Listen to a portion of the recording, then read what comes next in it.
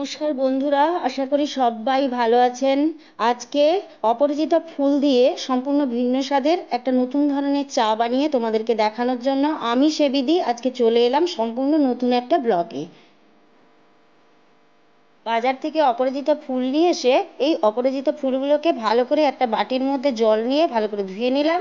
তারপর একটা সসপ্যানে 2 কাপ জল নিয়ে জলটাকে ফুটতে দিলাম। অপরাজিতা ফুলের বোটাগুলো ছাড়িয়ে ওই ফুলগুলোকে ওর মধ্যে দিয়ে দিলাম।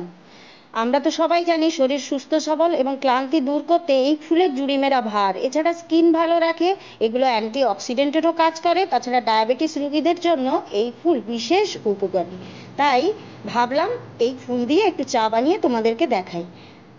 তো জলটা ফুটে উঠছে, জলে ফুলগুলো ভালো করে দেখলাম যে ফুটে উঠেছে।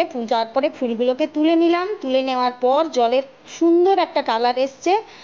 এবার জলটা ফুটছে, ওটার সময় আমার কাছে পাতা চা ছিল না, তাই অল্প করে গুঁড়ি চা একটু দিয়ে দিলাম। দিয়ে ঢাকা দিয়ে কিছুক্ষণের জন্য রেখে দিলাম। কিছুক্ষণ পরে ঢাকা খুলে, আমি ওভেন বন্ধই ছিল, ঢাকা খুলে তারপরে দেখলাম খুব সুন্দর একটা কালার হয়েছে। এবার ওটা একটা গ্লাসে আমি ছেঁকে নিলাম। কি সুন্দর নীল রঙের কালার এসছে। আর আরেকটায় যখন আমি অল্প একটু লেবু মিশিয়ে দিলাম তখন তার কালারটা অটোমেটিক চেঞ্জ হয়ে আমি দেখলাম সবুজ রঙের কালার এসছে। তাই তোমাদের কাছে নীল চা এবং সবুজ চা এই দুটো তোমাদের জন্য।